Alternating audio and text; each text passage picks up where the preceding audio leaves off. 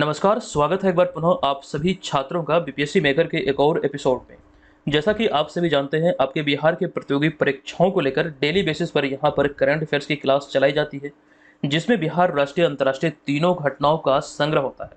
लेकिन आज की इस वीडियो में हम आपके लिए लेकर आए हैं करंट अफेयर्स का टेस्ट वीडियो फॉर्मेट में। आपने पिछले एक वर्ष में करंट अफेयर्स के तहत क्या क्या चीज़ें सीखा है, आपकी तैयारी करंट अफेयर्स के सापेक्ष में किस आधार की है, उसका आकलन आप इस वीडियो के माध्यम से कर सकते हैं।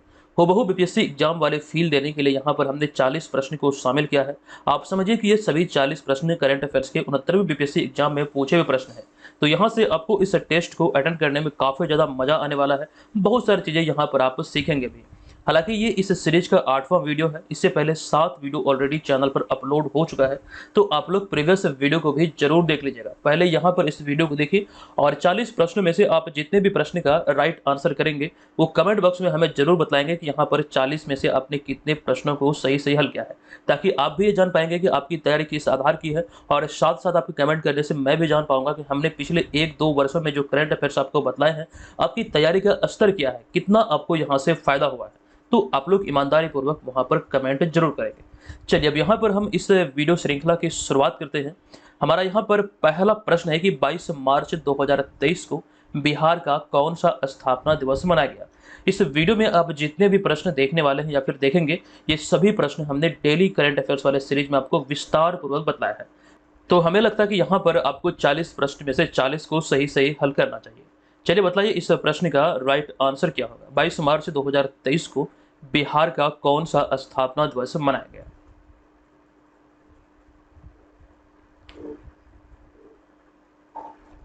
तो इस प्रश्न का हमारा राइट आंसर होगा 22 मार्च 2023 को बिहार का 111वां स्थापना दिवस मनाया गया। जैसे कि 22 मार्च 2023 को अभी हाल ही में बिहार का 111वां स्थापना दिवस मनाया गया।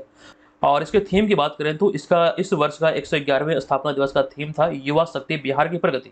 हमने आपको बताया कि बिहार सरकार की जो 7 निश्चय योजना है, जो कि एक महत्वाकांक्षी योजना है, वर्तमान में 2020 से इस 7 निश्चय योजना का फेज 2 संचालित है। तो फेज 2 के ही तहत ये निहित है युवा शक्ति बिहार की प्रगति, जो कि इस वर्ष 111वें स्थापना दिवस का थीम था। हालांकि पिछले वर्ष 2022 में जो बिहार का 110वां स्थापना दिवस मनाया गया, तो जल जीवन हरियाली इसका निर्धारित थीम था। ये भी यहाँ से आपको ध्यान रखना है। बहुत सारे छात्र जानते हैं कि 22 मार्च को बिहार का स्थापना हुआ था, लेकिन ईस्वी को लेकर बहुत सारे छात्र कंफ्यूज कर जाते हैं। तो 22 मार्च 1912 को बंगाल प्रेसिडेंसी से अलग होकर बिहार भारत के एक राज्य के रूप में अस्तित्व में आया था। तो ये सारी बातें फिलहाल यहाँ से आपको संबंधित तथ्यों का ध्यान रखना है। चलते हम यहाँ पर दूसरे प्रश्न पे। दूसरा प्रश्न है कि हाल ही में 21 मार्च 2023 को मशहूर शहनाई वादक बिस्मिल्लाह खां की कौन सी जयंती मनाई गई। बताएं इसका राइट आंसर क्या है।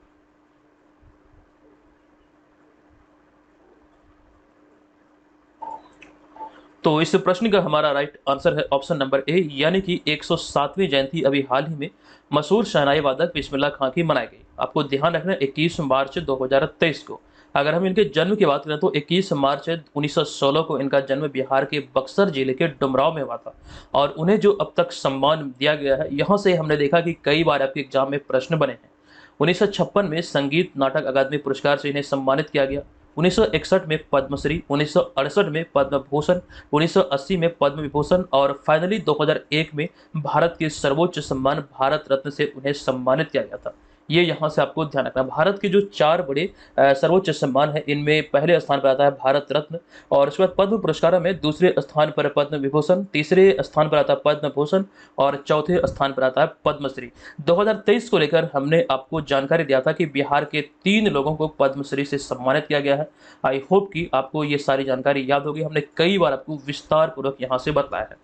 और इसके अतिरिक्त उस्ताद बिस्मिल्लाह खान से संबंधित ये भी ध्यान रखिए, अभी हाल ही में 2006 में 90 वर्ष की आयु में 21 अगस्त को इनका निधन हो गया। तो ये यहाँ से आपको ध्यान रखना है। चलते हैं अगले तीसरे प्रश्न पे। प्रश्न है कि निम्न में से कौन 17 मार्च 2023 को श्रीलंका के तलाई मन्नार से तमिलनाडु के धनुषकोटी तक पाक जलडमरू मध्य को अंडर 21 समूह यानी कि इस कैटेगरी में सबसे तेजी से तैरकर पार करने वाले पहले भारतीय बने हैं। बताएं इसका राइट आंसर क्या होगा।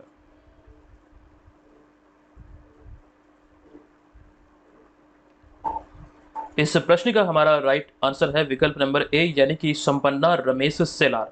अब यहाँ पर आपको ये ध्यान रखना है कि अंडर 21 कैटेगरी में जो पिछला रिकॉर्ड था ये 8 घंटे 26 मिनट का था, तो इसे तोड़ते हुए महज 5 घंटे 30 मिनट में 29 किलोमीटर की दूरी इन्होंने तय किया है, जिनका नाम है संपन्ना रमेश सेलार।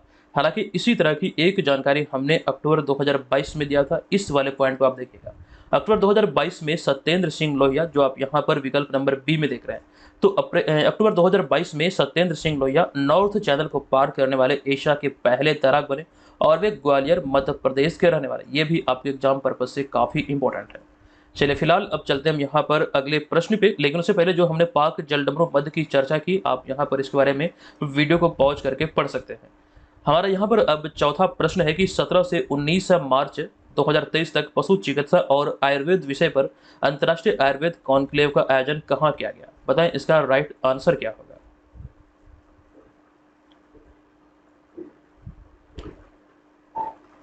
तो अंतर्राष्ट्रीय आयुर्वेद कॉन्क्लेव का आयोजन उत्तराखंड के हरिद्वार में किया गया था 17 से 19 मार्च 2023 तक। विकल्प नंबर डी यहाँ पर इस प्रश्न का हमारा राइट आंसर होगा। क्योंकि यहाँ पर बात हुई आयुर्वेद की, अब आयुर्वेद के बारे में एक प्रश्न आपके एग्जाम में पूछा गया है कई बार।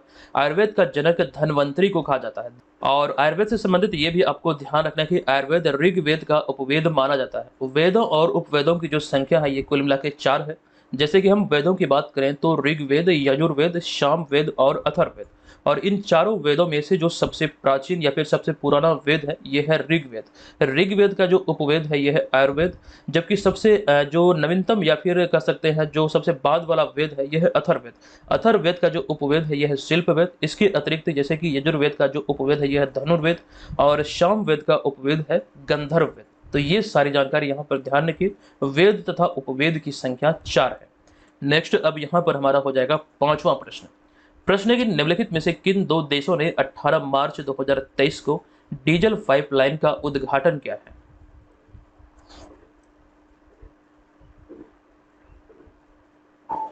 इस प्रश्न का हमारा राइट आंसर होगा संयुक्त तौर पर भारत और बांग्लादेश के प्रधानमंत्री द्वारा अभी हाल ही में 18 मार्च 2023 को डीजल पाइपलाइन का उद्घाटन किया गया। विकल्प नंबर बी यहाँ पर इस प्रश्न का राइट आंसर होगा। प्रधानमंत्री नरेंद्र मोदी और बांग्लादेश की प्रधानमंत्री शेख हसीना ने भारत बांग्लादेश डीजल पाइपलाइन का उद्घाटन किया है। आपको यहाँ पर यह ध्यान रखना है, इस डीजल पाइपलाइन को लेकर 2017 में दोनों देशों के बीच समझौता हुआ था, और इस डीजल पाइपलाइन की जो लंबाई है ये कुल लंबाई है इसकी 130 किलोमीटर। हालांकि भारत में महज 6 किलोमीटर इसकी लंबाई है, और इसके निर्माण की लागत की बात करें तो 377 करोड़ रुपये इसका निर्माण लागत है।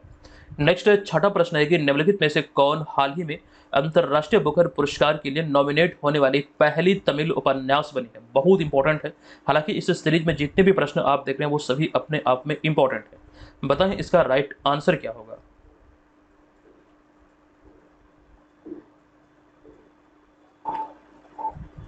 तो इस प्रश्न का हमारा राइट आंसर है विकल्प नंबर बी यानी कि पायरी। आपको यहाँ पर ध्यान रखना, अंतर्राष्ट्रीय बुकर पुरस्कार के लिए नॉमिनेट होने वाली ये तमिल भाषा की पहली उपन्यास है, इसका नाम है पायरी।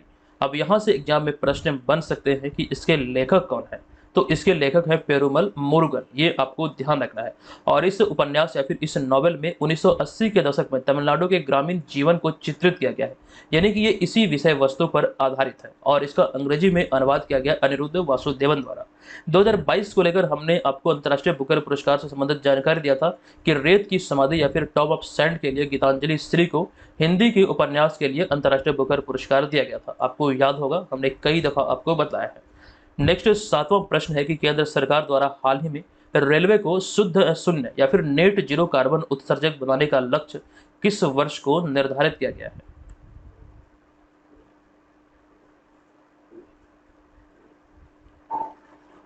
तो रेलवे द्वारा जो नेट जीरो का लक्ष्य निर्धारित किया गया है, ऐसे में इस प्रश्न का हमारा राइट आंसर होगा 2030, यानी कि विकल्प नंबर डी इस प्रश्न का राइट आंसर होगा। ये 2 चरणों में पूरा किया जाएगा। दोनों चरणों की जानकारी यहाँ पर दी गई है, आप देख सकते हैं। जैसे कि दिसंबर 2023 तक इसका पहला चरण समाप्त होगा और इलेक्ट्रिक ट्रेनों में पूर्ण परिवर्तन किया जाएगा जितनी भी ट्रेनें भारत में संचालित है। दूसरा चरण की बात करें तो वर्ष 2030 तक मुख्य रूप से गैर जीवाश्म स्रोतों के माध्यम से ट्रेनों और स्टेशनों को बिजली दिया जाएगा। तो कुल मिलाकर ये 2 चरणों में क्रियान्वित किया जाएगा। वर्तमान समय में भारत के जो यानी कि जो केंद्रीय रेलवे मंत्री या फिर रेल मंत्री हैं, यह है अश्विनी वैष्णव। हालांकि यहाँ पर एक जानकारी ये भी आप ध्यान रखेंगे, भारत में पहली बार जो ट्रेन चली थी ये तिथि थी 16 अप्रैल 1853। बोरीबंदर, जिन्हें कि अब छत्रपति शिवाजी टर्मिनल के रूप में जाना जाता है, यहाँ से ठाणे के बीच चली थी कुल 35 किलोमीटर। पहली बार ये भारत में ट्रेन संचालित की गई थी। नेक्स्ट, अब यहाँ पर हम चलते हैं अगले 8वें प्रश्न पे। प्रश्न है कि हाल ही में 20 मार्च 2022 को be mindful, be grateful, be kind theme या फिर इस विषय के साथ कौन सा दिवस मनाया गया?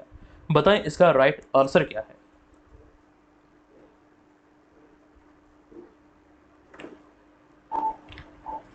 इस प्रश्न का हमारा राइट आंसर है विकल्प नंबर डी, यानी कि अंतरराष्ट्रीय खुशी दिवस। अब यहाँ पर आपको ध्यान रखना है कि वर्ष 2011 में यह संकल्प लिया गया था संयुक्त राष्ट्र महासभा द्वारा कि खुशी मानव का मूलभूत अधिकार होना चाहिए। हालांकि इस संकल्प को अपनाते हुए 2012 में 20 मार्च को चुना गया था इस दिवस को मनाने के लिए, लेकिन पहली बार ये दिवस मनाया गया था वर्ष 2013 में। और 2023 में जो इसका निर्धारित थीम है ये है be mindful, be grateful, be kind. ये 2023 का इसका निर्धारित थीम है। अभी हाल ही में 2023 को लेकर जो वर्ल्ड हैप्पीनेस इंडेक्स जारी हुआ, इसमें भारत 126वें स्थान पर है। हालांकि पिछले वर्ष 2022 की हम बात करें तो 2022 में भारत 136वें स्थान पर था। तो दोनों को यहाँ से आपको ध्यान रखना, नवीनतम डेटा के आधार पर 2023 के आधार पर वर्ल्ड हैप्पीनेस इंडेक्स में भारत 126वें स्थान पर है। नेक्स्ट, नवा प्रश्न है कि विश्व स्वास्थ्य संगठन यानी कि WHO ने हाल ही में partnership for healthy cities award 2023 के लिए किस भारतीय शहर को सम्मानित किया है?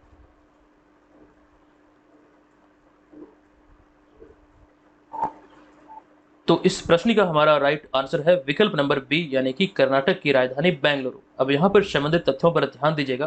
पहली बार WHO द्वारा ये हेल्दी सिटी शिखर सम्मेलन का आयोजन किया गया मार्च 2023 में लंदन में। और आपको ध्यान रखना है जो पहली बार इसका आयोजन हुआ, इसमें दुनिया के 5 शहरों को हेल्दी सिटीज अवार्ड 2023 के लिए सम्मानित किया गया है।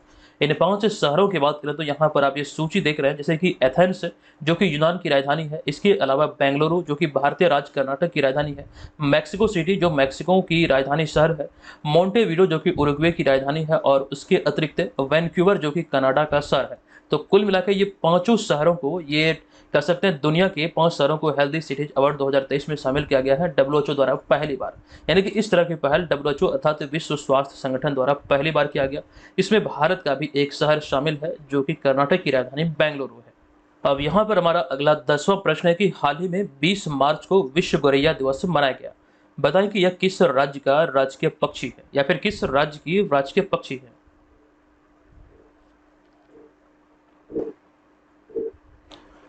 तो इस प्रश्न का हमारा राइट आंसर होगा, गौरैया की बात करें तो ये बिहार राज्य की राजकीय पक्षी है। विकल्प नंबर ए यहाँ पर इस प्रश्न का राइट आंसर होगा। आप सभी जानते हैं कि प्रत्येक वर्ष 20 मार्च को विश्व गौरैया दिवस मनाया जाता है पूरी दुनिया में।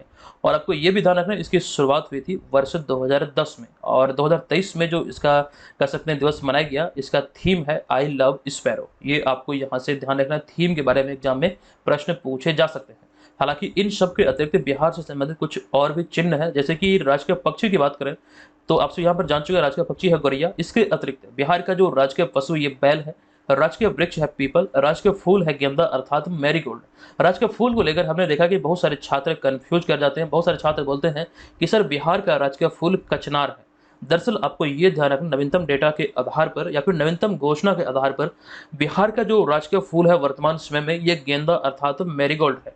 जबकि वहीं पर बिहार के राजकीय चिन्ह की हम बात करें तो 2 स्वास्तिक के बीच में बोधि वृक्ष, ये बिहार का राजकीय चिन्ह है। तो इतनी सारी जानकारी आपको यहाँ से ध्यान रखना है।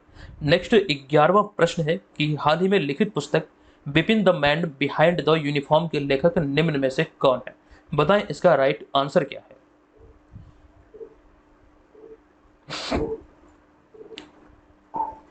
तो इस प्रश्न का हमारा राइट आंसर है विकल्प नंबर सी, यानी कि रचना विष्ट रावत। अब यहाँ पर आपको ये ध्यान रखना है, जनरल बिपिन रावत से संबंधित कई जानकारी हमने आपके समक्ष रखा है। जैसे कि ये जो पुस्तक है, यहाँ पर इस पुस्तक का नाम ध्यान रखेंगे Bipin the man behind the uniform. ये इनकी जीवन, व्यक्तित्व और सिद्धांतों पर आधारित है। आपसे एग्जाम में पूछे जा सकते हैं इस पुस्तक की लेखिका कौन है, तो रचना बिष्ट रावत इस पुस्तक की लेखिका है। और इस पुस्तक को पेंगुइन वीर जो प्रकाशन है इसके द्वारा प्रकाशित किया गया है।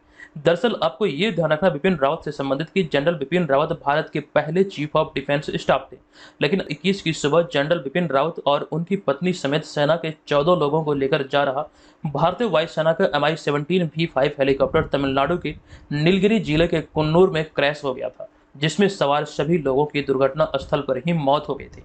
आपको ध्यान रखना ये तिथि थी 8 दिसंबर 2021 और बिपिन रावत भारत के पहले चीफ ऑफ डिफेंस स्टाफ थे। ये आपको ध्यान रखना है। अब यहाँ पर हम चलते हैं अगले प्रश्न पे। अगला हमारा प्रश्न होगा 12वां प्रश्न कि निम्नलिखित में से कौन हाल ही में नेपाल के तीसरे उपराष्ट्रपति के रूप में चुने गए हैं?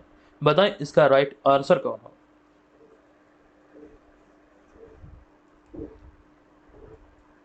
तो इस प्रश्न का हमारा राइट आंसर है राम सहाय प्रसाद यादव। ये अभी हाल ही में नेपाल के तीसरे उपराष्ट्रपति के रूप में चुने गए हैं। हालांकि तीसरे राष्ट्रपति की बात करें तो हाल ही में रामचंद्र पौडेल जो कि नेपाल के तीसरे राष्ट्रपति चुने गए हैं। दरअसल नेपाल ने वर्ष 2008 में गणतंत्र बनने के बाद यह इसका तीसरा राष्ट्रपति चुनाव है। नेपाल जो 2008 में गणतंत्र घोषित हुआ था, गणतंत्र घोषित होने के बाद नेपाल में यह तीसरा राष्ट्रपति चुनाव है। और ऐसे में आप ये ध्यान रखेंगे नेपाल के जो तीसरे राष्ट्रपति बने हैं ये रामचंद्र पौडेल, जबकि उपराष्ट्रपति की बात करें तो राम सहाय प्रसाद यादव। तो ये सारी जानकारी यहाँ से आपको ध्यान रखना है। एक्स्ट्रा फैक्ट में यहाँ पर नेपाल और भारत से संबंधित कुछ जानकारी आपके समक्ष रखा गया है। आप चाहें तो वीडियो को पॉज करके ये तमाम चीज़ों को पढ़ सकते हैं।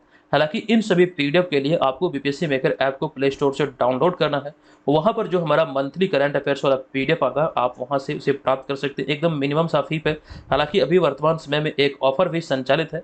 ऑफर के बारे में जानकारी हम आपको आगे देंगे। फिलहाल यहाँ पर वीडियो में आप लोग बने रहें। चलते हम यहाँ पर अगले 13वें प्रश्न पे। ये प्रश्न है कि हाल ही में जारी वैश्विक आतंकवाद सूचकांक 2023 के अनुसार कौन सा देश आतंकवाद से सबसे अधिक प्रभावित है?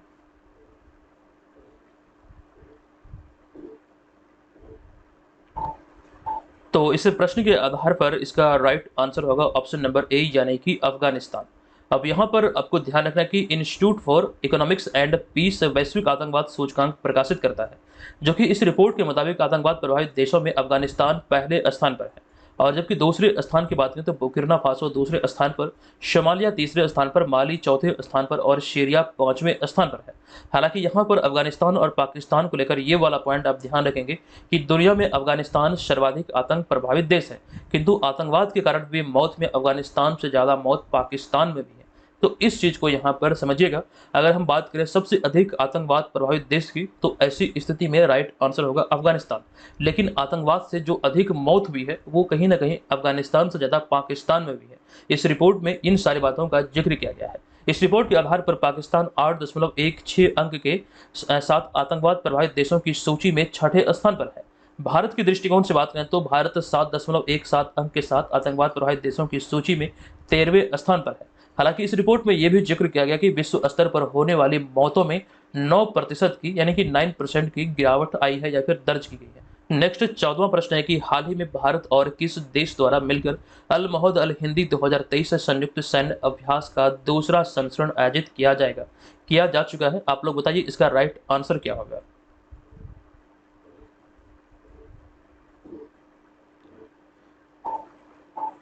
तो इस प्रश्न का हमारा राइट आंसर है विकल्प नंबर डी यानी कि सऊदी अरब। आपको यहाँ पर ये ध्यान रखना है कि सऊदी अरब और भारत ने अल महद अल हिंदी 2023 नामक संयुक्त सैन्य अभ्यास आयोजित किया है। ये आपको ध्यान रखना, ये इसका दूसरा संस्करण है जो कि मई 2023 में आयोजित किया गया है।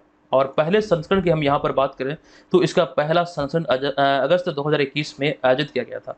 और सऊदी अरब की यहाँ पर चूंकि बात हुई तो ऐसे में ये ध्यान रखेंगे मौजूदा समय की बात करें तो मौजूदा समय में अमेरिका, चीन और संयुक्त अरब अमीरात के बाद सऊदी अरब भारत का चौथा सबसे बड़ा व्यापारिक भागीदार है। ये भी आप यहाँ पर ध्यान रखेंगे। नेक्स्ट अब हमारा 15वां प्रश्न होगा कि निम्नलिखित में से किस देश द्वारा संयुक्त राष्ट्र 2023 जल सम्मेलन की मेजबानी किया जाएगा नहीं बल्कि किया जा चुका है? बताएं इसका राइट आंसर क्या होगा।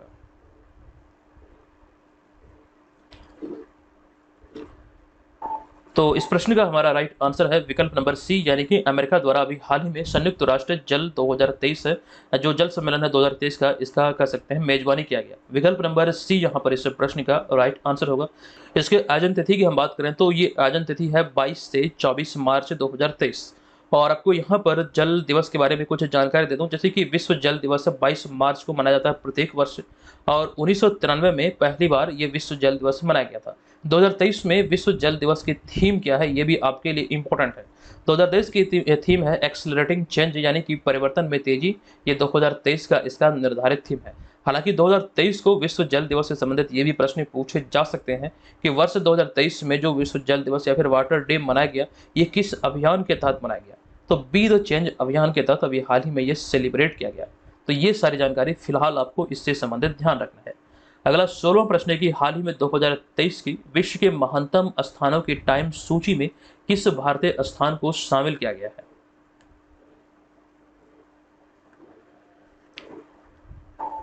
तो टाइम मैगजीन की तरफ से या फिर टाइम पत्रिका की इस विश्व के महान स्थानों की सूची में भारत के 2 स्थानों को शामिल किया गया।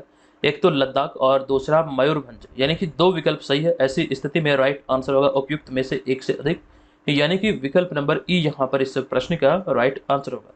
टाइम मैगजीन के इस विश्व के महानतम स्थानों की वर्ष 2023 की सूची में 50 स्थानों ने अपनी जगह बनाई है, और इस 50 स्थानों में या फिर इस सूची में 2 भारतीय स्थान शामिल है। आपको ध्यान रखना है, इसमें जो पहला नाम है ये लद्दाख है। लद्दाख को इसमें 31वें स्थान पर रखा गया है, जबकि दूसरा नाम है उड़ीसा का मयूरभंज जिला का, जो कि मयूरभंज इसमें 32वें नंबर पर है। ये आपको यहाँ से ध्यान रखना है। हालांकि इस टाइम मैगजीन के विश्व के महानतम स्थानों की सूची में पहले स्थान पर फ्लोरिडा का एक शहर है टेम्पा, ये भी आप नोट कर लेंगे। नेक्स्ट अब यहाँ पर हमारा अगला 17वां प्रश्न है कि निम्नलिखित में से हाल ही में कहाँ 7वें अंतर्राष्ट्रीय मधुमेह शिखर सम्मेलन का आयोजन हुआ है। बताएं इसका राइट आंसर क्या होगा।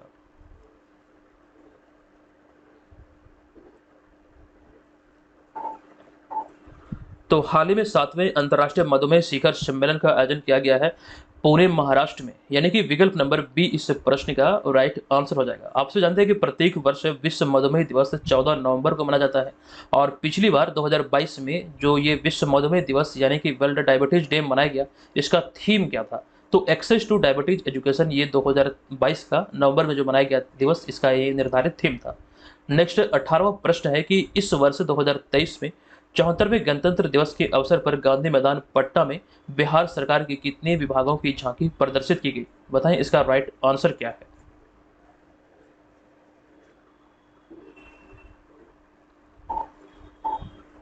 इस प्रश्न का हमारा राइट आंसर है विकल्प नंबर ए, यानी कि कुल मिला के बिहार सरकार के 12 विभागों की झांकी प्रस्तुत की गई, जो कि अलग अलग विषयों पर केंद्रित था। और आपको यहाँ पर ये ध्यान रखना है कि इस वर्ष 2023 में जो 26 जनवरी को गणतंत्र दिवस मनाया गया, ये 74वां गणतंत्र दिवस था। ये भी एग्जाम में पूछे जा सकते हैं।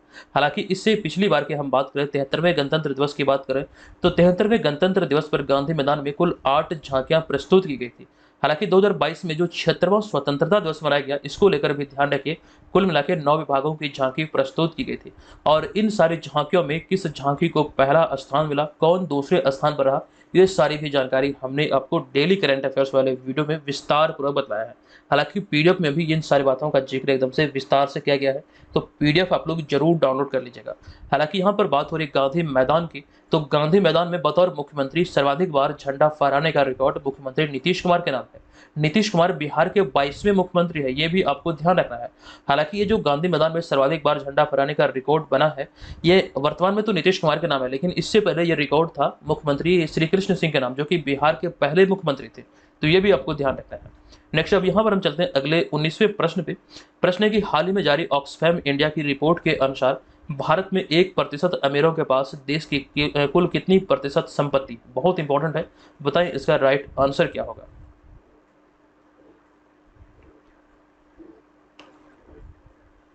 तो इस प्रश्न का हमारा राइट आंसर है विकल्प नंबर सी, यानी कि 40% संपत्ति है। दरअसल ऑक्सफैम इंडिया की इस रिपोर्ट की हम बात करें तो इसके आधार पर 1% अमीरों के पास देश की 40% संपत्ति है।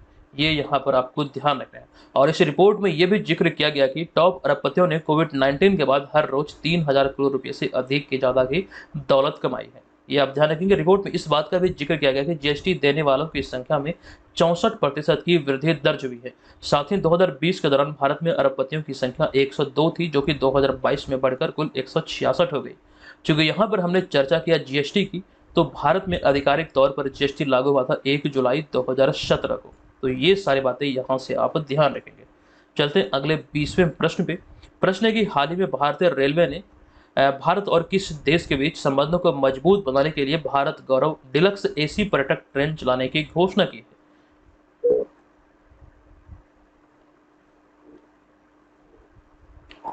तो इसका राइट आंसर होगा भारत और नेपाल के बीच, यानी कि विकल्प नंबर ए यहाँ पर इस प्रश्न का राइट आंसर होगा। भारतीय रेलवे ने 14 जनवरी 2023 को भारत गौरव डिलक्स एसी पर्यटक ट्रेन चलाने की घोषणा की। दरअसल यहाँ पर आपको ये ध्यान रखना है कि अप्रैल 2022 में नेपाल के तत्कालीन प्रधानमंत्री शेर बहादुर देवा भारत यात्रा पे थे। इसी क्रम में 2 अप्रैल 2022 को दोनों देशों के प्रधानमंत्री ने बहुप्रतीक्षित भारत नेपाल रेल सेवा की शुरुआत की थी और ये ट्रेन सेवा बिहार के मधुबनी जिले के जयनगर से नेपाल की कुर्था के बीच 65 किलोमीटर लंबी है। हालांकि यहाँ पर जो हमने जानकारी आपको दिया इस प्रश्न में, ये भारत गौरव एसी डिलक्स ट्रेन के बारे में है, जो कि आपको ध्यान रखना है इसकी शुरुआत करने की घोषणा की गई 14 जनवरी 2023 को और इसका उद्देश्य भारत और नेपाल के बीच संबंधों को मजबूत करना और दोनों देशों के बीच सांस्कृतिक संबंधों को बढ़ावा देना है, जिसको लेकर अभी इसे शुरू करने की घोषणा की गई। तो दोनों यहाँ पर अलग अलग है, दोनों को आपको यहाँ से ध्यान रखना है। फिलहाल यहाँ पर हम चलते हैं अगले 21वें प्रश्न पे। 21वां प्रश्न है कि निम्नलिखित में से 21 राज्य में हाल ही में जलीकट्टू 2023 समारोह आयोजित हुआ है। बताएं इसका राइट आंसर क्या है।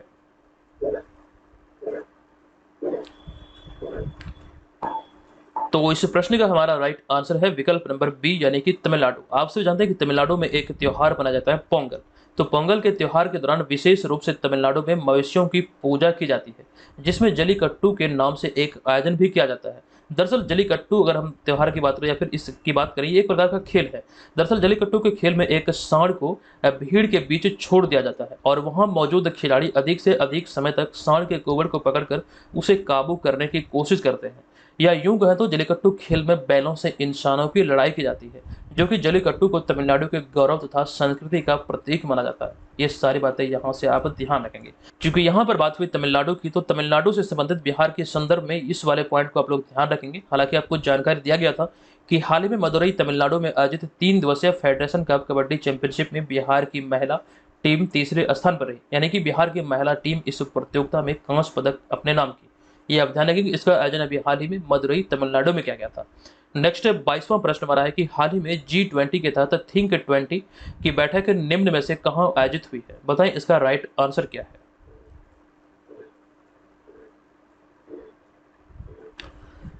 तो अभी हाल ही में G20 के तहत थिंक 20 की बैठक मध्य प्रदेश की राजधानी भोपाल में आयोजित हुई। विकल्प नंबर डी यहाँ पर इस प्रश्न का राइट आंसर होगा। आप सभी जानते हैं कि वर्तमान में जो G20 की अध्यक्षता है ये भारत के पास है। आपको ध्यान होगा कि G20 का जो 17वां शिखर सम्मेलन था ये इंडोनेशिया के बाली में आयोजित किया गया और इसका थीम था रिकवर टुगेदर रिकवर स्ट्रॉन्गर। और इस G20 के 17वें सत्र में जो बाली में आयोजित हुआ, यहाँ पर इंडोनेशिया के राष्ट्रपति जोको विडोडो ने भारत को इसकी अध्यक्षता अगले 1 वर्ष के लिए सौंपी है। यानी कि भारत के पास अभी वर्तमान में G20 की अध्यक्षता है और भारत अगले 1 वर्ष तक G20 का कार्य उद्देश्य को लेकर आगे जाएगा। तो इसी दिशा में भारत में विभिन्न स्थानों पर जो क्षेत्रीय बैठक विभिन्न विषयों के साथ आयोजित हुई, तो इसी के तहत आपको यहाँ पर यह ध्यान रखना है कि G20 के तहत थिंक 20 की बैठक भोपाल में आयोजित हुई। और आपको हमने कुछ में पहले जानकारी दिया था कि G20 के तहत जो पहली शेरपा बैठक थी ये 4 से 7 दिसंबर 2022 तक भारत के राजस्थान के उदयपुर में आयोजित किया गया।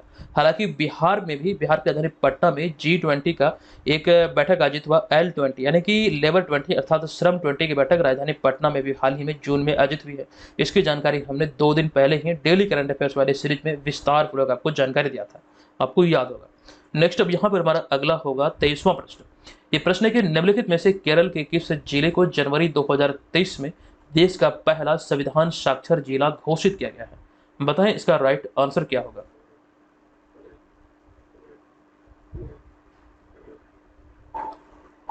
तो इस जिले का नाम है कोल्लम, यानी कि ऑप्शन नंबर सी यहाँ पर इस प्रश्न का राइट आंसर होगा। केरल जो है इसका एक जिला है कोल्लम, जो कि अभी हाल ही में देश का पहला संविधान साक्षर जिला बन गया।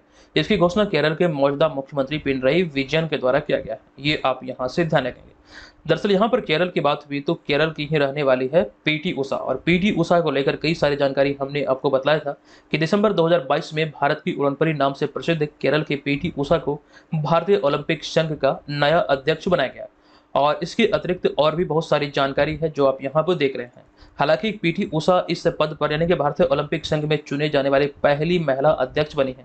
तो इस लिहाज से भी ये प्रश्न या फिर ये पॉइंट बहुत बहुत इंपॉर्टेंट है। इसके अतिरिक्त 2 पॉइंट और है, आप लोग इसे जरूर देख लीजिएगा। फिलहाल यहाँ पर हम चलते हैं अगले 24वें प्रश्न पे।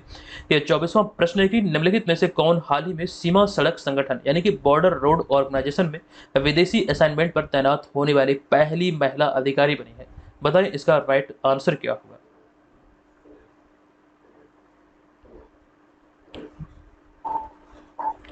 इस प्रश्न का हमारा राइट आंसर है विकल्प नंबर सी यानी कि सुनीता देवी। आपको ये ध्यान रखना है, हमने चर्चा किया बॉर्डर रोड ऑर्गेनाइजेशन की, तो इसकी स्थापना हुई थी 7 मई 1960 को और इसका मुख्यालय नई दिल्ली में है और वर्तमान में बॉर्डर रोड ऑर्गेनाइजेशन यानी कि सीमा सड़क संगठन के महानिदेशक हैं lieutenant general Rajiv Chaudhary. Next 25वां प्रश्न है कि बिहार के वित्त मंत्री विजय कुमार चौधरी ने हाल ही में कितने रुपये का बजट पेश किया है?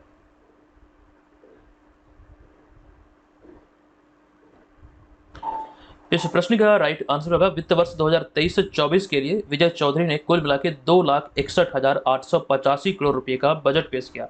और आपको यहाँ पर यह भी ध्यान रखना कि पिछले वर्ष कितने का बजट पेश किया गया था। पिछले वर्ष 2022-23 के लिए यानी कि वित्तीय वर्ष 2022-23 के लिए जो बजट पेश किया गया ये कुल मिला के 2,37,691 करोड़ रुपये था। हालांकि इस वर्ष यानी कि वित्त वर्ष 2023-24 की बात करें तो ये कुल राशि है 2,61,885 करोड़ रुपये। ओवरऑल इस बजट का हम निचोड़ की बात करें तो इस बजट में नौकरी, शिक्षा, स्वास्थ्य और महिलाओं पर विशेष ध्यान दिया गया। हालांकि अगला प्रश्न भी बजट से ही संबंधित है।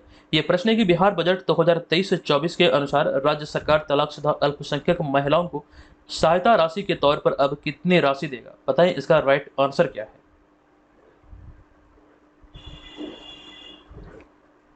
तो इस प्रश्न का हमारा राइट आंसर होगा यहाँ पर विकल्प नंबर डी। इसे 10,000 से बढ़ाकर अब कर दिया गया 25,000 रुपये। पहली जो राशि थी निर्धारित वो थी 10,000 रुपये, लेकिन अब इसे बढ़ाकर कर दिया गया है 25,000।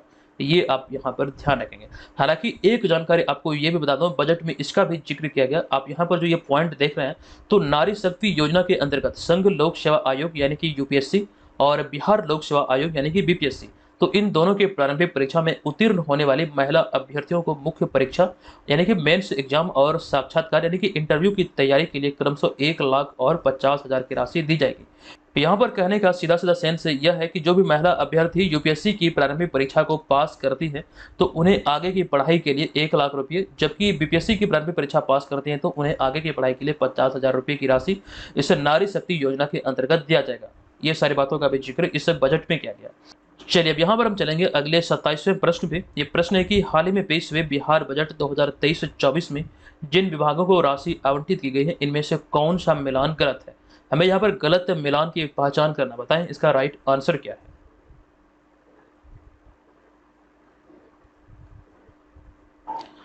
तो यहाँ पर जब भी इस प्रकार के प्रश्न एग्जाम में बने तो ऐसे में आपको सारे विकल्पों को ध्यानपूर्वक पढ़ना है।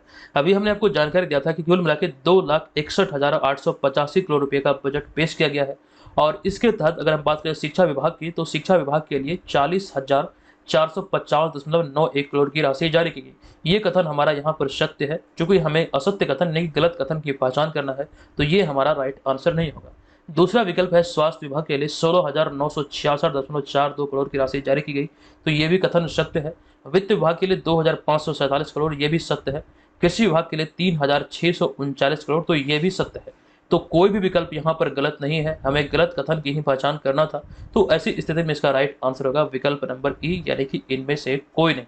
तो ध्यान रखेंगे विकल्प नंबर ई फाइनली इस प्रश्न का राइट आंसर होगा। हालांकि बिहार बजट के निचोड़ को हमने एक वीडियो में सम्मिलित करते हुए चैनल पर अपलोड किया था, आप लोगों को संपूर्ण जानकारी वहां पर हमने दिया था।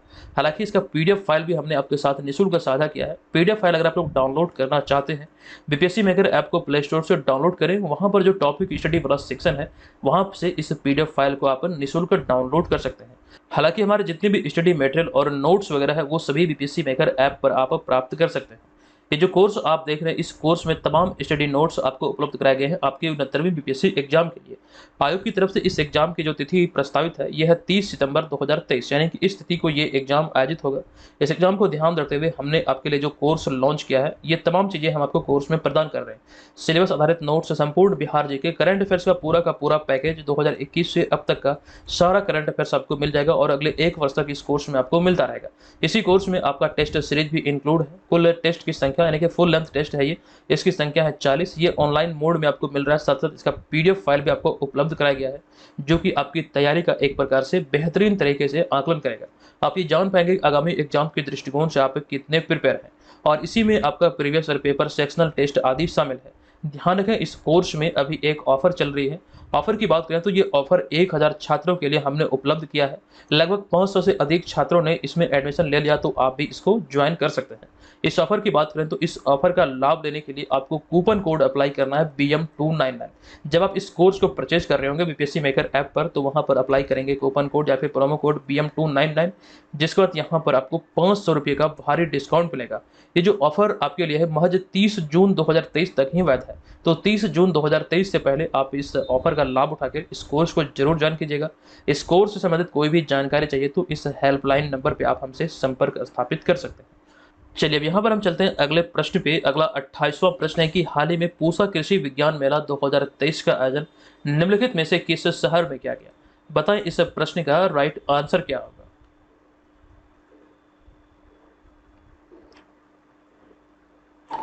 इस प्रश्न का हमारा राइट आंसर है विकल्प नंबर बी, यानी कि नई दिल्ली में अभी हाल ही में किया गया इसका आयोजन। दरअसल ये 3 दिवसीय आयोजन था, जो कि 2 से 4 मार्च तक पूसा कैंपस नई दिल्ली में आयोजित किया गया। 2, 3 और 4 मार्च 2023 को।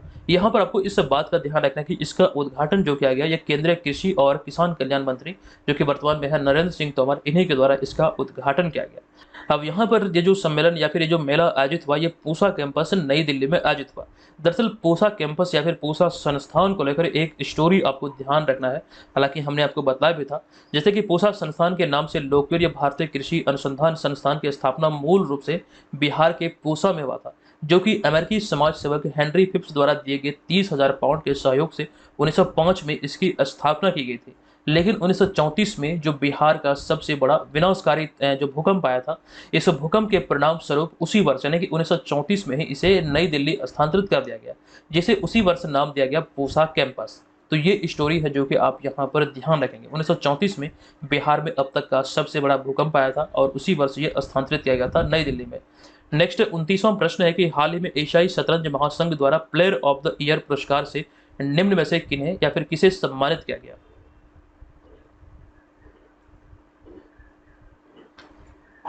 इस प्रश्न का हमारा राइट आंसर होगा ऑप्शन नंबर सी, यानी कि डी गुकेश को इससे सम्मानित किया गया।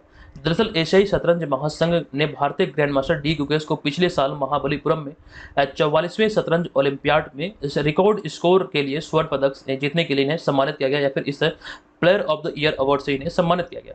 दरअसल डी गुकेश की बात करें तो वे भारत के 59वें ग्रैंड मास्टर थे, और आपको ये जानकारी हमने कई बार दिया है। अब यहाँ पर अगर बात करें ग्रैंड मास्टर खिताब की, तो शतरंज का जो सर्वोच्च संस्था है फीडे, यानी कि विश्व शतरंज संगठन, इन्हीं के द्वारा या फिर इसी संस्था के द्वारा शतरंज की दुनिया में दिया जाने वाला एक खिताब है, जो कि सबसे बड़ा खिताब है। चूंकि यहाँ पर फीडे की बात हुई तो फीडे की स्थापना हुई थी 20 जुलाई 1924 को पेरिस फ्रांस में। हालांकि फीडे का जो मुख्यालय अर्थात हेडक्वार्टर है, ये लुसाने स्विट्जरलैंड में है। भारत के पहले ग्रैंड मास्टर को लेकर कई बार एग्जाम में प्रश्न बनते हैं। पहले ग्रैंड मास्टर विश्वनाथन आनंद, जो कि तमिलनाडु के हैं। हालांकि पहली महिला ग्रैंड मास्टर की बात करें तो ये भी तमिलनाडु की है, इनका नाम है सुब्बा रामन विजय लक्ष्मी। तो ये सारी जानकारी ध्यान रखिए। नेक्स्ट हमारा यहाँ पर 30वां प्रश्न है कि निम्नलिखित में से किसे हाल ही में सशस्त्र सीमा बल यानी कि एसएसबी का महानिदेशक नियुक्त किया गया है?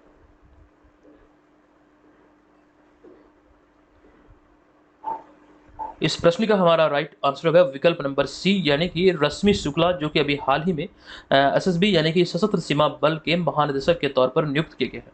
जो कि बात हुई यहाँ पर सेना की, तो ऐसे में भारतीय सेना प्रमुखों की बात करें तो वर्तमान में थल सेना प्रमुख है मनोज पांडे, वायुसेना प्रमुख है VR चौधरी यानी कि विवेक राम चौधरी, नौसेना प्रमुख है R हरि कुमार।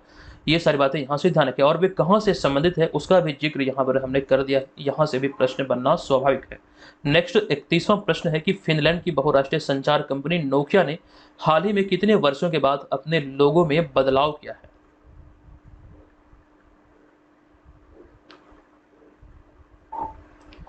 नोकिया जो कि फिनलैंड की दूरसंचार कंपनी है, अभी हाल ही में 60 वर्ष के बाद अपने लोगों में बदलाव किया है। ये जानकारी आपको ध्यान रखना है।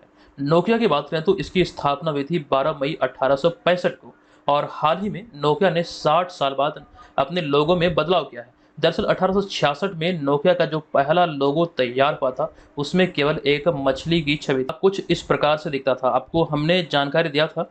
ये कुछ इस प्रकार की मछली की छवि थी इसमें, और ये इस प्रकार से सर्किल में ये दर्शाए गए थे। ये नीले रंग का एक लोगो था। लेकिन अभी हाल ही में जो इसका बदलाव हुआ इस लोगो का, तो इससे जस्ट पहले वाला जो लोगो था, ये कैपिटल लेटर में नोकिया लिखा हुआ था, जो कि नीले रंग का प्रयोग करके लिखा गया था। लेकिन नया लोगो जो अभी हाल ही में आया है 60 वर्ष के बाद, तो ये भी कैपिटल लेटर में ही नोकिया लिखा गया। लेकिन नोकिया जो शब्द लिखा गया, प्रत्येक यहाँ पर जो अल्फ़ाबेट है, इसे एक कह सकते हैं डिज़ाइन के तौर पर इसमें लिखा गया है। आई होप कि आपको याद होगा, अपने सोशल मीडिया प्लेटफ़ॉर्म पर देखा होगा। तो फिलहाल यहाँ पर ये ध्यान रखें, नोकिया फ़िनलैंड की बहुसंचार कंपनी है, और अभी हाल में 60 वर्ष बाद लोगों में बदलाव किया गया है।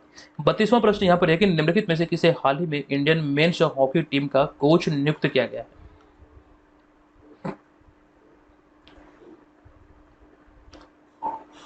तो इंडियन मेंस हॉकी टीम का कोच अभी हाल ही में क्रेग फुलटन को नियुक्त किया गया, जो कि दक्षिण अफ्रीका के हैं। ये आप यहाँ पर ध्यान रखेंगे। टोक्यो ओलंपिक चैंपियन व बेल्जियम के सहायक कोच रहे दक्षिण अफ्रीका के क्रेग फुलटन अभी हाल ही में भारतीय पुरुष हॉकी टीम के नए कोच नियुक्त किए गए हैं, और उन्होंने ग्राहम रीड का स्थान लिया है। दरअसल ग्राहम रीड को लेकर ये जानकारी ध्यान रखेंगे, ग्राहम रीड के कोच रहते भारतीय पुरुष हॉकी टीम ने टोक्यो ओलंपिक 2020 में 41 वर्ष बाद कांस्य पदक अपने नाम किया था। टोक्यो 2020 जो कि 2021 में आयोजित हुआ, इसमें भारतीय पुरुष हॉकी टीम ने 41 वर्ष बाद ब्रॉन्ज मेडल यानी कि कांस्य पदक अपने नाम किया था, और भारतीय टीम के जो कोच थे वे थे ग्राहम रीड। ये जानकारी यहाँ से ध्यान रखिए। चूंकि यहाँ पर हॉकी की बात हुई, तो पुरुष हॉकी विश्व कप 2023 का खिताब अभी हाल ही में बेल्जियम को हराकर जर्मनी ने अपने नाम किया है, तो ये भी नोट करेंगे। नेक्स्ट 33वां प्रश्न है कि निम्नलिखित में से किस खिलाड़ी ने कतर ओपन टेनिस टूर्नामेंट 2023 का खिताब अपने नाम किया है?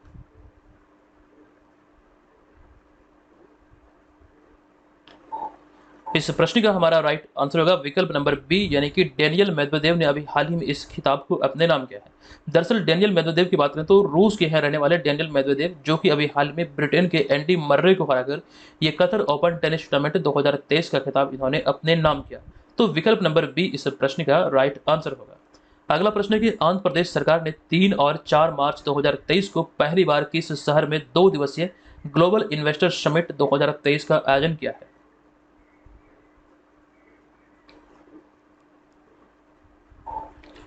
तो इस प्रश्न का हमारा राइट आंसर होगा विकल्प नंबर डी, यानी कि विशाखापट्टनम। ये 2 दिवसीय ग्लोबल इन्वेस्टर समिट का आयोजन अभी हाल ही में आंध्र प्रदेश सरकार ने 3 और 4 मार्च 2023 को किया है। ये आप यहाँ पर ध्यान रखेंगे, क्योंकि आंध्र प्रदेश की चर्चा हुई। आंध्र प्रदेश के बारे में एक जानकारी ये ध्यान रखिएगा, ease of doing business index 2022 में आंध्र प्रदेश शीर्ष स्थान पर रहा था। ये बहुत इंपॉर्टेंट पॉइंट है, एग्जाम में प्रश्न बन सकते हैं। नेक्स्ट 35वां प्रश्न है कि निम्नलिखित में से कहाँ हाल ही में पहला बोडोलैंड अंतर्राष्ट्रीय ज्ञान महोत्सव का आयोजन किया गया?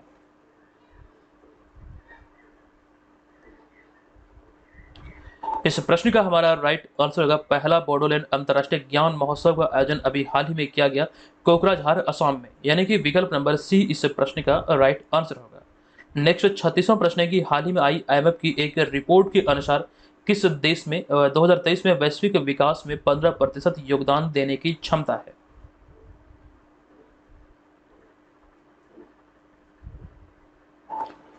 तो IMF की जो रिपोर्ट आई है, इस रिपोर्ट के आधार पर यह 15% वैश्विक विकास में योगदान देने की जो क्षमता है, ये भारत के पास है। तो विकल्प नंबर सी इस प्रश्न का राइट आंसर होगा। ध्यान रखिएगा, ये इंटरनेशनल मॉनिटरिंग फंड यानी कि IMF की इस रिपोर्ट यानी कि नवीनतम रिपोर्ट में इसका जिक्र किया गया है। तो विकल्प नंबर सी यहाँ पर इसका राइट आंसर है। अगला 37वां प्रश्न है कि हाल ही में बिहार का नया DGP यानी कि डायरेक्टर जनरल ऑफ पुलिस किन्हें नियुक्त किया गया है?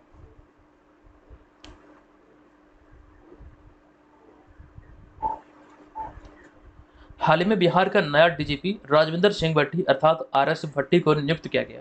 तो विकल्प नंबर ए यहाँ पर इस प्रश्न का राइट आंसर होगा। और यहाँ पर एक सवाल ये भी उठता है कि RS भट्टी या फिर राजविंदर सिंह भट्टी ने किनका स्थान लिया? तो आपको ध्यान रखना है, संजीव कुमार सिंघल या फिर SK सिंघल का उन्होंने स्थान लिया, जिनका कार्यकाल 19 दिसंबर 2022 को समाप्त हुआ। ये जानकारी यहाँ पर ध्यान रखिए। हालांकि संजीव कुमार सिंघल से पहले कौन थे बिहार के DGP? तो गुप्तेश्वर पांडे थे, जिन्होंने अपने पद से इस्तीफा दिया था। हालांकि वर्तमान समय में अभी आर एस भट्टी अर्थात राजविंदर सिंह भट्टी बिहार के नए डीजीपी अर्थात डायरेक्टर जनरल ऑफ पुलिस है।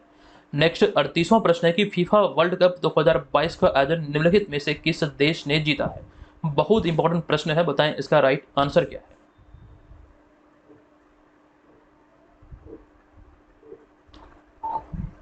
इस प्रश्न का राइट आंसर है अर्जेंटीना ने इस खिताब को अपने नाम किया है फ्रांस को हराकर। विकल्प नंबर सी यहाँ पर इस प्रश्न का राइट आंसर होगा। सबसे जरूरी सवाल यहाँ पर यह भी है कि फीफा विश्व कप यानी कि इस वर्ल्ड कप का आयोजन 2022 में कतर में किया गया था। कतर की मेजबानी में ये आयोजित हुआ और खिताबी मुकाबला यानी कि जो फाइनल मुकाबला खेला गया ये अर्जेंटीना और फ्रांस के बीच खेला गया। लियोनेल मेसी की कप्तानी में 36 साल के बाद अभी हाल ही में अर्जेंटीना ने इस खिताब को अपने नाम किया फ्रांस को हराकर। ये जानकारी यहाँ से ध्यान रखिएगा। अर्जेंटीना ये तीसरी बार इस खिताब को अपने नाम किया है। इससे पहले पहली बार 1978 में, दूसरी बार 1986 में इस खिताब को अर्जेंटीना ने अपने नाम किया था। तो ये कुल मिला के ध्यान रखिए अर्जेंटीना का ये तीसरा खिताब है। हालांकि फीफा विश्व कप की शुरुआत की बात करें तो वर्ष 1930 में फीफा विश्व कप की शुरुआत हुई थी और इसके अतिरिक्त 2022 से पहले 2018 वाला जो संस्करण था इसका विजेता रहा था फ्रांस और उप विजेता रहा था रूस। तो इतनी सारी जानकारी यहाँ से ध्यान रखिए। हालांकि इंडिया यानी कि भारत की बात करें फीफा विश्व रैंकिंग की, तो फीफा विश्व रैंकिंग में अपना देश भारत 101वें स्थान पर है वर्तमान समय में। ये भी आप यहाँ पर ध्यान रखेंगे। नेक्स्ट 39वां प्रश्न है कि हाल ही में दिसंबर 2022 में दृष्टिबाधित क्रिकेट T20 विश्व कप का फाइनल मुकाबला किस टीम ने जीता है। बताएं इसका राइट आंसर क्या होगा।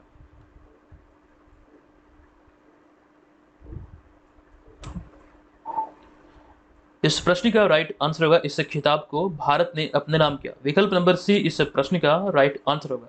17 दिसंबर 2022 को दृष्टिबाधित T20 क्रिकेट विश्व कप का फाइनल मुकाबला बांग्लादेश और भारत के बीच खेला गया और नेत्रहीन T20 विश्व कप के इस तीसरे संस्करण का खिताब भारत ने अपने नाम किया था। ये आपको ध्यान रखना, इस तीसरे संस्करण का जो खिताब है ये भारत ने अपने नाम किया। हालांकि 2012 में जब पहली बार इस टूर्नामेंट का आयोजन किया गया था उस समय भी भारत ने इस खिताब को जीता था। लेकिन वहीं पर इसके दूसरे संस्करण की बात करें 2017 में जो इसका दूसरा टूर्नामेंट खेला गया ये बेंगलुरु में खेला गया था और इसके फाइनल मुकाबले में भारत ने पाकिस्तान को हराकर इस खिताब को अपने नाम किया अर्थात भारत चैंपियन बना। तो ओवरऑल यहाँ पर हम बात करें तो 3 संस्करण अब तक ये दृष्टिबाधित T20 क्रिकेट विश्व कप का आयोजित हुआ है और तीनों का खिताब भारत ने अपने नाम किया है। हालांकि तीसरे संस्करण को लेकर एक जानकारी हमने आपको दिया था कि तीसरे संस्करण की मेजबानी भारत द्वारा किया गया और इसके लिए पूर्व भारतीय क्रिकेटर युवराज सिंह को ब्रांड एम्बेसडर बनाया गया था। ये सारी जानकारी अहम है, यहाँ से ध्यान रखेंगे। 40वां प्रश्न है कि भारतीय मूल के लियो वराडकर दूसरी बार किस देश के प्रधानमंत्री चुने गए हैं। बताएं इसका राइट आंसर क्या है।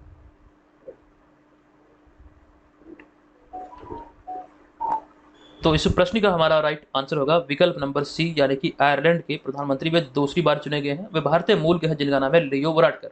इससे पहले 2017 से 2020 तक वे आयरलैंड के प्रधानमंत्री रहे थे। वह आयरलैंड के सबसे युवा और गे प्रधानमंत्री हैं। ये बातें यहाँ से ध्यान रखिए। हालांकि एक्स्ट्रा फैक्ट में बहुत सारी जानकारी यहाँ पे हमने आपके समक्ष रखा है। आप चाहे तो इसका स्क्रीनशॉट ले सकते हैं या फिर वीडियो को पॉज करके आप सारी चीज़ों को पढ़ सकते हैं। तो दोस्तों करंट अफेयर्स का टेस्ट नंबर 8 के वीडियो श्रृंखला को अब यहाँ पर हम समाप्त करते हैं। आपने 40 प्रश्न में से कितने प्रश्नों को सही सही हल किया है आप मुझे कमेंट बॉक्स में कमेंट करके जरूर बताइए। हम जानना चाहते हैं कि यहाँ पर आपने कितने प्रश्नों को सही सही हल किया है। आप वहाँ पर ईमानदारी पूर्वक अवश्य लिखेंगे। और जो जानकारी हमने ऑफर के बारे में दिया था, ऑफर का लाभ लेने के लिए बीपीएससी मेकर ऐप पर इस कोर्स को आप लोग परचेज कीजिए।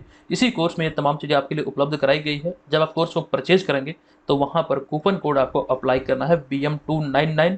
आपको ये ध्यान रखना ये ऑफर जो है ये केवल और केवल 1000 छात्रों के लिए उपलब्ध है। और आपको ये भी ध्यान रखना ये ऑफर वैलिड है 30 जून 2023 से 12 बजे मध्य रात्रि तक। तो इस अवधि तक आप इस ऑफर का लाभ ले सकते हैं। कोई भी जानकारी चाहिए, कोई भी शिकायत चाहिए, कोई भी शिकायत हो तो इस नंबर पर आप हमसे संपर्क कर सकते हैं। चलिए आज की इस वीडियो को यहाँ पर हम समाप्त करते हैं। अगर आपको लगे कि इस वीडियो से आपकी हेल्प हुई होगी तो इसका प्रीवियस 7 पार्ट जो हमने चैनल पर अपलोड किया है आप उसे भी जरूर देख लीजिएगा। चलिए वीडियो को समाप्त करते हैं, मिलेंगे नेक्स्ट पार्ट में। तब तक के लिए धन्यवाद। जय हिंद।